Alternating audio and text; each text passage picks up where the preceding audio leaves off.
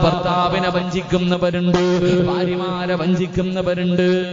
ഭർത്താവിനെയും ഭാര്യയും വഞ്ചിക്കുന്ന ഒരു ചെറുപ്പക്കാരൻ വിളിച്ച് കരയാ, ഉസ്താദേ ദുആ ചെയ്യണം. എന്റെ ചങ്ങാതി പറഞ്ഞ പരാതി, ലോക്ക്ഡൌൺ വന്നപ്പോൾ എവിടെ പോയാലും ഫോൺ നമ്പർ എഴുതി വെക്കണം, അല്ലേ?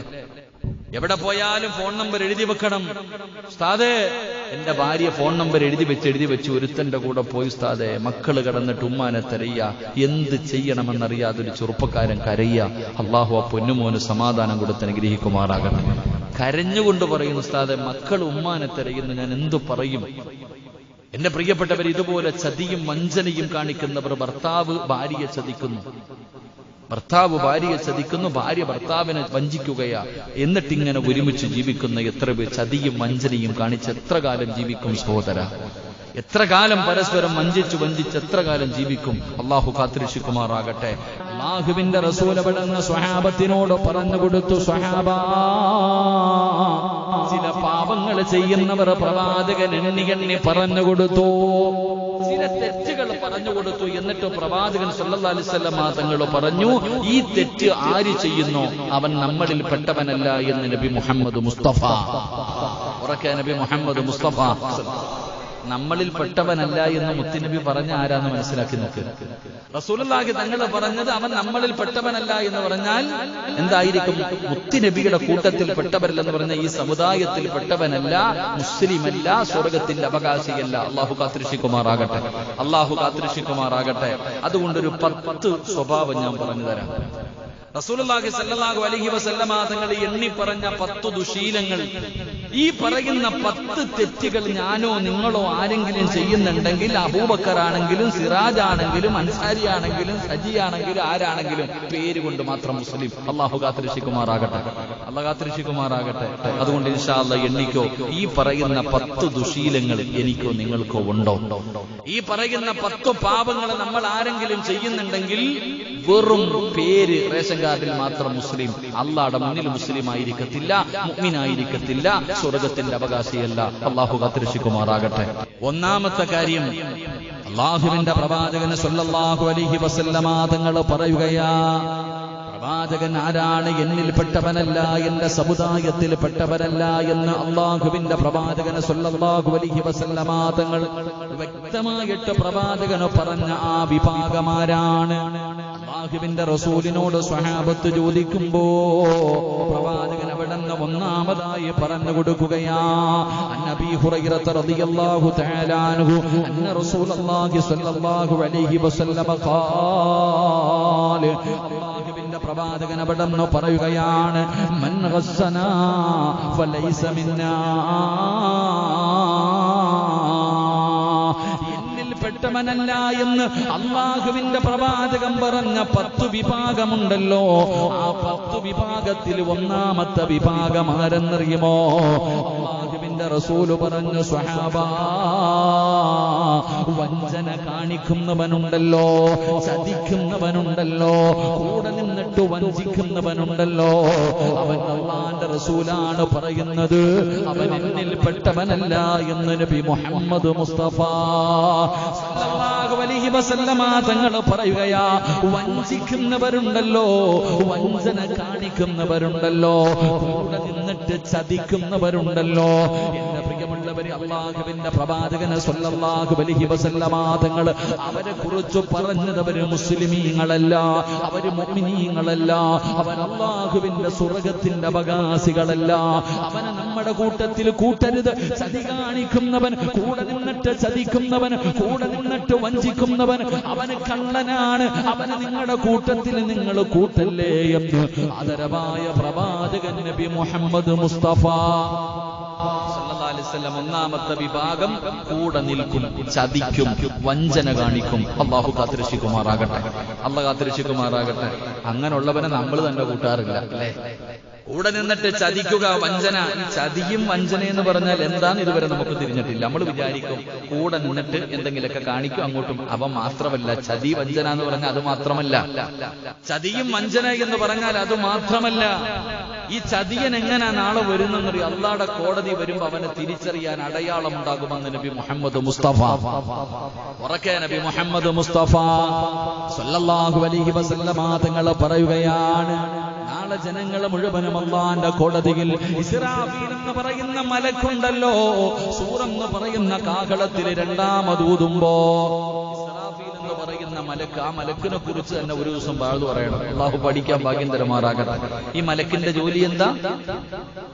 സൂറെന്ന് പറയുന്ന കാഹളത്തിൽ ഊതുക. ഈ മലക്ക് ഈ പട്ടാളക്കാരൊക്കെ കിടക്കൂലേപ്പാ, അങ്ങനെ ഒരു കിടപ്പുണ്ടല്ലോ, തോക്ക് ഇങ്ങനെ കൈവച്ചിട്ട് ഇങ്ങനെ കിടക്കല്ലേ, മുട്ടൊക്കെ കുത്തിയിട്ട് ഇങ്ങനെ കിടക്കുന്ന, എപ്പോ വേണമെങ്കിലും വെടിവെക്കാൻ പറ്റുന്ന രീതിയിൽ.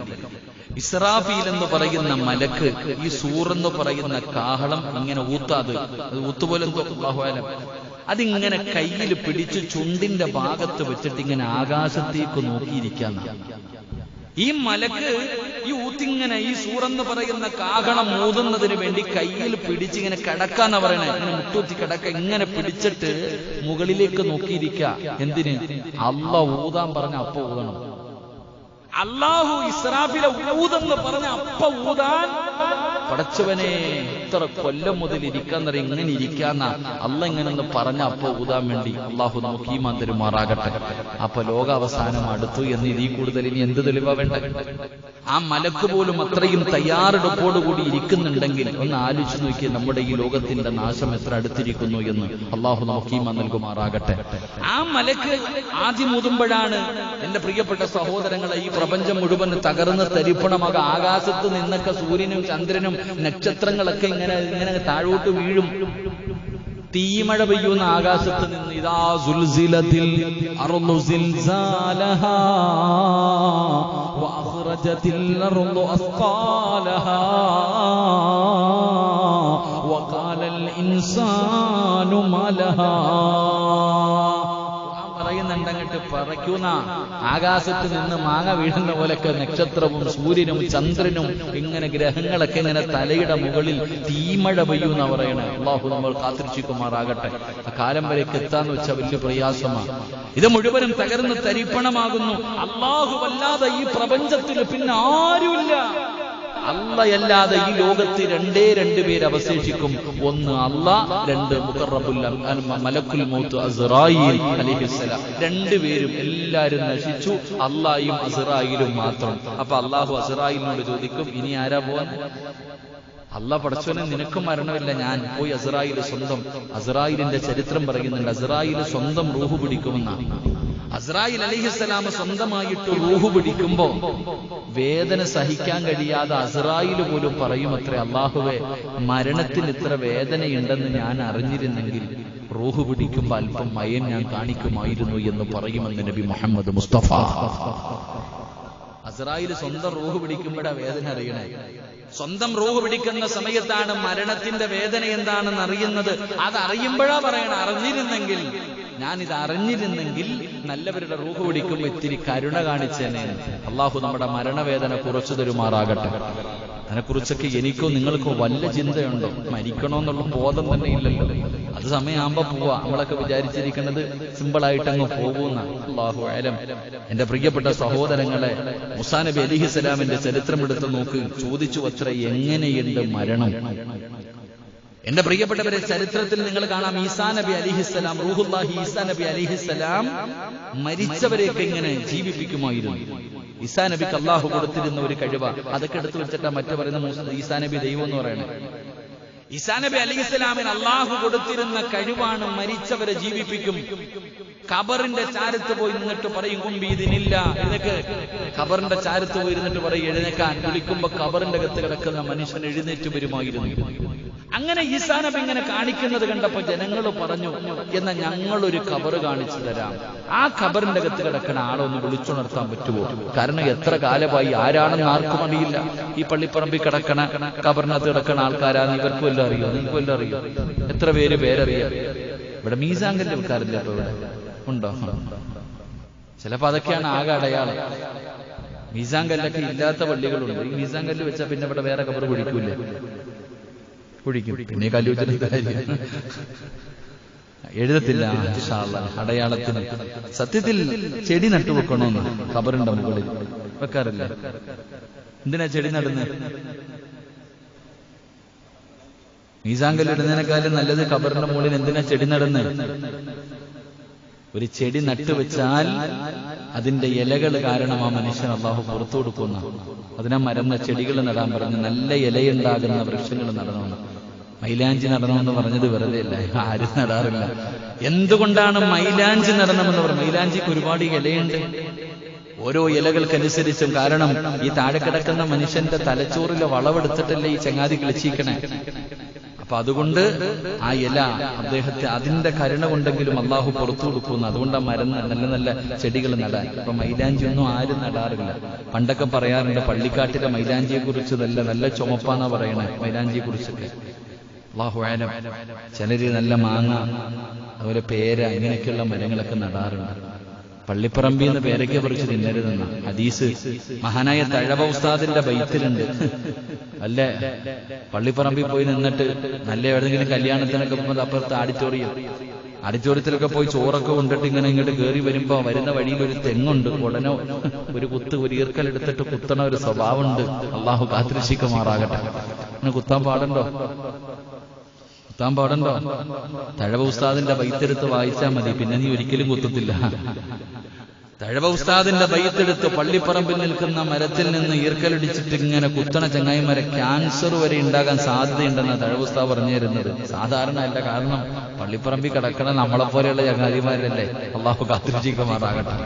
എന്താ ഞാൻ പറഞ്ഞ? മഹാനായ റൂഹുല്ലാഹി ഈസാ നബി അലൈഹിസ്സലാം ഇങ്ങനെ മരിച്ചവരെയൊക്കെ ഇങ്ങനെ വിളിച്ചുണർത്തുന്ന കണ്ടപ്പോ ഒരാൾ പറഞ്ഞു, ഞങ്ങളൊരു കബറ് കാണിച്ചുതരാം, ഒന്ന് വിളിച്ചുണർത്താൻ പറ്റുമോ? ഈസാ നബി അലൈഹിസ്സലാം ചോദിച്ചു, എവിടാ? കബറ് കാണിച്ചു കൊടുത്തു, കൊണ്ടുപോയി. ഒരു പഴക്കം ചെന്ന ഒരു കബറിന്റെ ചാരത്ത് ചെന്നിട്ട് ഈസാ നബി വിളിച്ചു, കൊണ്ടു ഇതിനില്ല, അല്ലാഹുവിന്റെ പേര് പറഞ്ഞിട്ട് എഴുന്നേറ്റ് വരാൻ പറഞ്ഞു. പടച്ചോനെ, കബറിൽ നിന്നൊരാൾ എഴുന്നേറ്റ് വരിക, ഒരു ചെറുപ്പക്കാരൻ, ആരാണെന്ന് ആർക്കും അറിയണില്ല. ഈസാ നബി ചോദിച്ചു, നിന്റെ പേരെന്താ? സാം ഇബ്നു നൂഹ്. നൂഹ് നബി അലൈഹിസ്സലാമിന്റെ മകനായ സാമാണ് ഞാൻ. അവിടെ നിന്ന് ചോദിച്ചു, മരിച്ചിട്ട് എത്ര കൊല്ലമായി? പടച്ചോനെ പറയാ, ഞാൻ മരിച്ചിട്ട് എത്രയോ 4000 വർഷമായി ഞാൻ മരിച്ചിട്ട്. നൂഹ് നബിയുടെ മകനോടാണ് ഈസാ നബി സംസാരിക്കുന്നത്. മരിച്ചിട്ട് എത്ര കൊല്ലമായി? 4000 വർഷം. ചോദിച്ചു, മരണം എങ്ങനെ ഉണ്ടായിരുന്നു? നിങ്ങൾ കേട്ടോ?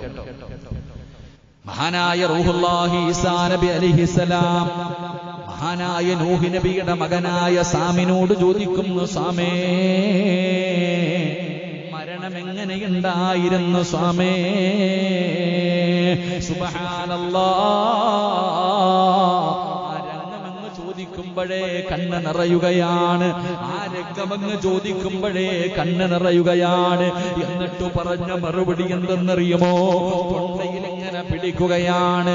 നൂഹ് നബിയുടെ മകൻ ഇങ്ങനെ തൊണ്ടയിൽ പിടിക്കുകയാ. എന്നിട്ട് പറയുന്നു, ഈസാ നബിയേ, 4000 വർഷം മുമ്പ് അസ്റായിലെ തൊണ്ടക്കുഴിയിൽ നിന്ന് റൂഹ് പിടിച്ച വേദന ഇപ്പോഴും എന്റെ കഴുത്തിലുണ്ട് നബിയേ. 4000 വർഷം മുമ്പ് പിടിച്ച ആ റൂഹ് പിടിച്ചപ്പോഴുള്ള വേദന ഇപ്പോഴും തൊണ്ടയിലുണ്ടെന്ന് മഹാനായ റൂഹുല്ലാഹി ഈസാ നബി അലൈഹിസ്സലാമിനോട് പറഞ്ഞു കൊടുത്തത് ആരെന്നറിയുമോ? മഹാനായ സാം ഇബ്നു നൂഹ്.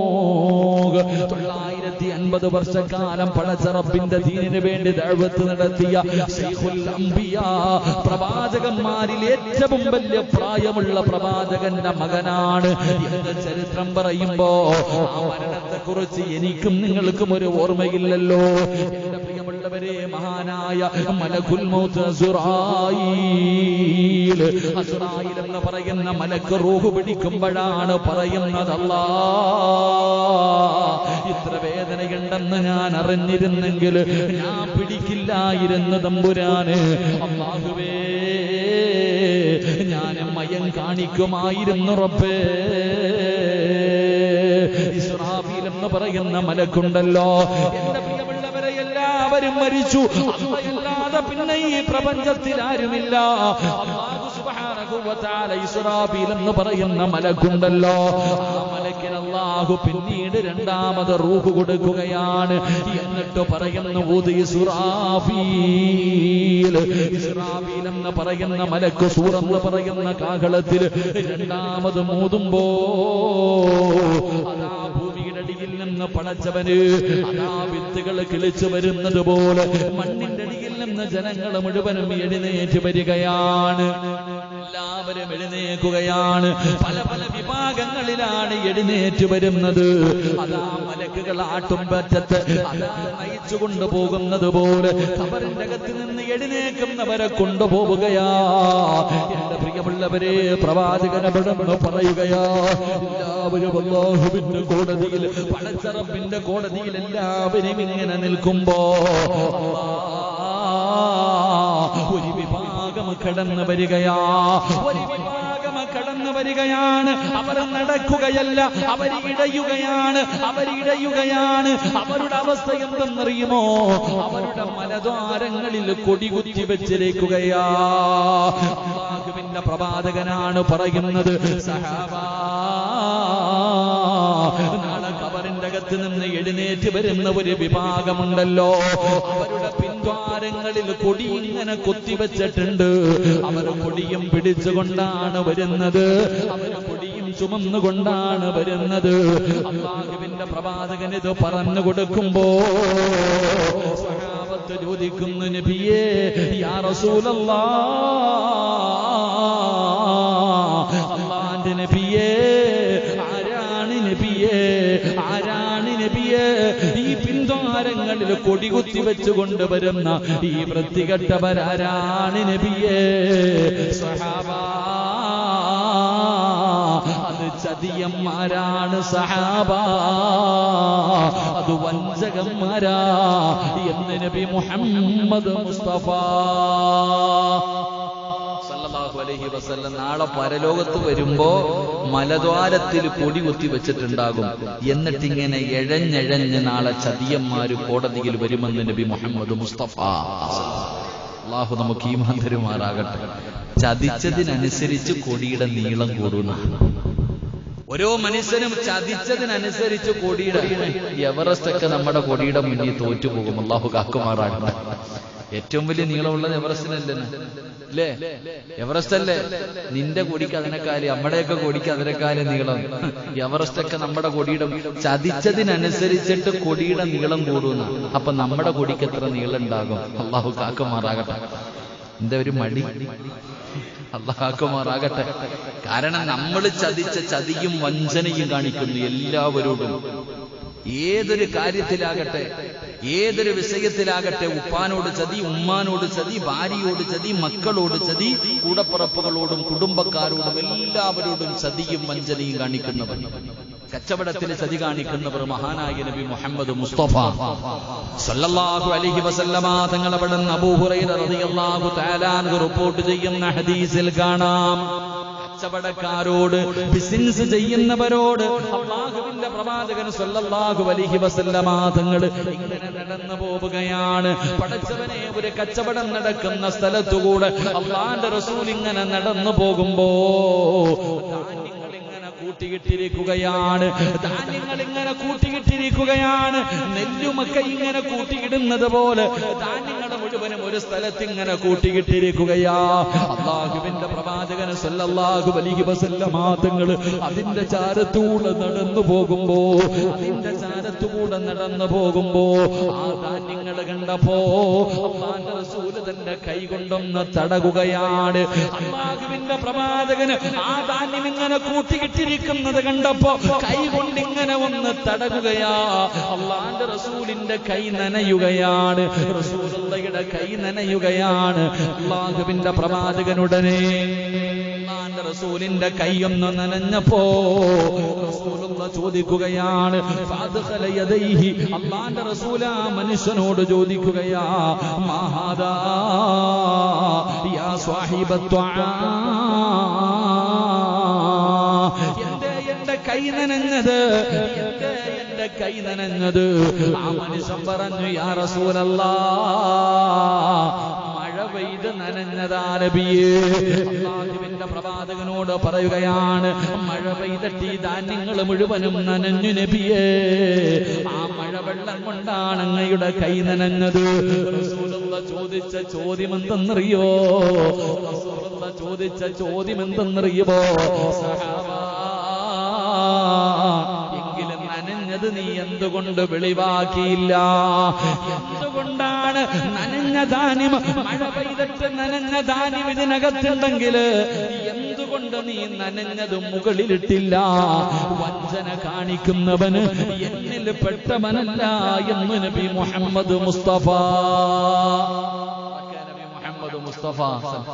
കുറെ നെല്ലിങ്ങനെ കൂട്ടിയിട്ടിരിക്കുക. അപ്പൊ റസൂലുള്ളാഹി തങ്ങൾ ഇങ്ങനെ നടന്നു പോയപ്പോ, നെല്ലെന്ന് ഉദാഹരണം പറഞ്ഞതാ, ഇങ്ങനെ കൈകൊണ്ടെന്ന് തടകിയപ്പോ മുകളിലൊക്കെ ഉണങ്ങിക്കിടക്കുന്നു, അടിയിൽ നനഞ്ഞ കാരണം കൈയൊന്ന് നനഞ്ഞു. എന്തേ സഹാബ? മഴ പെയ്ത് നനഞ്ഞു പോയി നബി. അപ്പൊ ചോദിച്ചു, ഈ നനഞ്ഞതെന്തേ മുകളിലിട്ടില്ല? കാരണം ഏതെങ്കിലും ഒരു മനുഷ്യൻ വന്ന് ഇത് ഉണക്കയാന്ന് പറഞ്ഞു മേടിച്ചു കഴിഞ്ഞാൽ നീ കാണിക്കുന്നത് ചതിയല്ലേ? ചതി അതൊരിക്കലും അള്ളാഹു പൊറുക്കൂല. നീ എണ്ണിപ്പെട്ടവനല്ല. അള്ളാഹു കാത്തിരക്ഷിക്കുമാറാകട്ടെ. ഒരു കച്ചവടത്തിന്റെ വിഷയത്തിൽ പോലും മുത്തുനബി ഇങ്ങനെ പഠിപ്പിച്ചു, ആ മനുഷ്യനെ ഉപദേശിച്ചു, താക്കീത് കൊടുത്തു എന്ന് ചരിത്രം പറയുമ്പോൾ ഞാനും നിങ്ങളും നമ്മുടെ ജീവിതത്തിലെ ഓരോ കാര്യങ്ങളും എടുത്തു നോക്കും. നമ്മൾ എത്രയോ സഹോദര, ഹലാല് ഉള്ളത് പറ. നീ 10 രൂപ കൂടുതൽ വാങ്ങിച്ചാൽ എന്താ കുഴപ്പം? 10 രൂപ നീ കൂടുതൽ മേടിച്ചോ, എങ്കിലും നല്ലത് കൊടുക്ക്. കള്ളത്തരങ്ങൾ പറഞ്ഞ് കച്ചവടം നടത്തുക, കള്ളസത്യം ചെയ്ത് കച്ചവടം നടത്തുക. അള്ളാഹു കാത്തിരക്ഷിക്കുമാറാകട്ടെ. എത്രയോ പേര് ഇല്ലേ, എന്താ ഷോക്കണ്ണ, കള്ളസത്യം, അള്ളാണ് സത്യം, അതൊക്കെ സഹിക്കാൻ പറ്റാത്ത, പ്രത്യേകിച്ച് മീൻകാരൊന്നും ഇല്ലാത്തതുകൊണ്ട് കുഴപ്പമില്ല. മീൻകാരൊക്കെയാണ് ഒരു പല കാര്യങ്ങളും ഉള്ളത്. എന്തിനാണ് ഇടുന്നത്? ഇതിനെ കള്ളം പറയുന്നത്. ഉള്ളത് കൊടുക്ക്, ഉള്ളത് കൊടുത്ത് കച്ചവടം നടത്ത്, അന്തസ്സായിട്ട് ജീവിക്കുക. ഏതൊരു കാര്യമാണെങ്കിലും ഹലാല് ഫ്രൂട്ട്സ് കട നടത്തുന്നവർ, ബേക്കറി നടത്തുന്നവർ, എന്തെല്ലാം കച്ചവടം നടത്തുന്നവർ, ഉള്ളത് നല്ലത് അൽഹംദുലില്ലാ, ഉള്ളത് കൊടുക്കണം അൽഹംദുലില്ലാ. അല്ലാ ഫ്രൂട്ട്സ് കച്ചവടം നടത്തുന്ന ചങ്ങാതിയൊക്കെ നാസറിനൊക്കെ അല്ലേ, ഇൻഷാ അല്ലാഹ് അൽഹംദുലില്ലാ, കൊടുത്തിട്ട് കച്ചവടം ചെയ്യും. അള്ളാഹു ബർക്കത്ത് ചെയ്യുമാറാകട്ടെ. നിങ്ങൾക്ക് ആര് പഠിക്കാനാ? പള്ള ഉണ്ടല്ലോ പഠിച്ചോ, നിങ്ങളുടെ കൂടെ ഒക്കെ ഉണ്ടല്ലേ. ബേക്കറി കച്ചവടമൊക്കെ എങ്ങനെ പോകുന്നെ? നിങ്ങൾ പിന്നെ ഓട്ടോ ഓടിക്കുന്ന ആളല്ലേ, എന്താ പഠിക്കാനാ? ഓട്ടോക്കാരന്റെ ഒരു കഥ പറഞ്ഞ പോലെ നിങ്ങൾ സ്പീഡ് കുറയ്ക്കണം കേട്ടാ. ഓട്ടോക്കാരൻ അൽഹംദുലില്ലാ. എന്റെ പ്രിയപ്പെട്ട സഹോദരങ്ങൾ, എന്ത് ചെയ്യാ? ഹലാൽ നല്ലത് അൽഹംദുലില്ലാ, ചതിവ് കാണിക്കരുത്, ഉള്ളത് പറ. എത്രയോ സഹോദരങ്ങൾ, എത്രയോ സഹാബത്തിന്റെ ചരിത്രം. ഒരു വീട് വിറ്റിട്ട് പുറകെ നടന്ന സഹാബിയുടെ കഥ നമ്മൾ പഠിച്ചിട്ടുണ്ട്. എന്റെ ചങ്ങാതി, നീ 5 or 10 വാങ്ങിയിരിക്കും, പക്ഷെ നീ എന്ത് ചെയ്യണം? നല്ലത് കൊടുക്കും. നീ ഒരു കടയിൽ വാങ്ങാൻ പോകുമ്പോൾ അങ്ങനെ തന്നെ നിന്നെ പറ്റിച്ചാൽ നിന്റെ മനസ്സിലെ നിങ്ങൾ മാർക്കറ്റിൽ വന്ന് അല്ലെങ്കിൽ എവിടെയെങ്കിലും പോയി നീ ഒരു അല്പം മേടിച്ചിട്ട് അവസാനം വീട്ടിൽ കൊണ്ടുവന്നപ്പോ കൊള്ളത്തില്ല. അപ്പൊ നമ്മൾ എന്ത് ചെയ്യും? മനസ്സുകൊണ്ട് ശപിക്കും. ഒരു 5 രൂപ കൂടുതൽ വാങ്ങിച്ചാലും നല്ലതെന്നൂടെ ചങ്ങാതി. നീ കച്ചവടം ചെയ്യുമ്പോഴും അങ്ങനെയല്ലേ? ഒരിക്കലും ചതിവ് കാണിക്കരുത്. കച്ചവടത്തിലാണെങ്കിലും ഏതൊരു വിഷയത്തിലാണെങ്കിലും റസൂലുള്ളാഹി സ്വല്ലല്ലാഹു അലൈഹി വസല്ലമ തങ്ങൾ ഇതൊരു ഉദാഹരണം മാത്രം. ഒരിക്കലും ആരെയും ചതിക്കരുത്, ഒരാളെയും ചതിക്കരുത്. ചതിക്കുന്നവൻ സ്വർഗത്തിൽ കടക്കില്ല, അവൻ സ്വർഗത്തിന്റെ അവകാശിയല്ല. അല്ലാഹുവിന്റെ പ്രവാചകൻ സ്വല്ലല്ലാഹു അലൈഹി വസല്ലമ തങ്ങൾ പറയുകയാ, സഹാബാ, നിങ്ങൾ ഒരിക്കലും ആരെയും നിങ്ങൾ വഞ്ചിക്കരുത്, ഒരാളെയും നിങ്ങൾ ചതിക്കരുതെന്ന് നബി മുഹമ്മദ് മുസ്തഫ. വിശ്വസിച്ചൊരു കാര്യം പറഞ്ഞാൽ, വിശ്വസിച്ചൊരു കാര്യം ഏൽപ്പിച്ചു കഴിഞ്ഞാൽ പറ്റിക്കല്ലേ സഹോദരാ. മഹാനായ നബി മുഹമ്മദ് മുസ്തഫ, മഹാനായ നബി മുഹമ്മദ് മുസ്തഫ സല്ലല്ലാഹു അലൈഹി വസല്ലമ തങ്ങൾ പറയുകയാണ്, വഞ്ചന കാണിക്കുന്നവൻ അവൻ നമ്മളിൽ പെട്ടവനല്ല എന്ന് നബി മുഹമ്മദ് മുസ്തഫ. ഞങ്ങളുടെ ചാനലിലെ പുതിയ പ്രോഗ്രാമുകൾ നിങ്ങളുടെ മൊബൈൽ ഫോണിൽ നോട്ടിഫിക്കേഷനായി ലഭിക്കുവാനായി ഈ ചാനൽ സബ്സ്ക്രൈബ് ചെയ്യാനും സബ്സ്ക്രൈബ് ബട്ടണോടൊപ്പമുള്ള ബെൽ ഐക്കൺ കൂടി അമർത്തുവാനും ഏവരെയും ഓർമ്മപ്പെടുത്തുകയാണ്.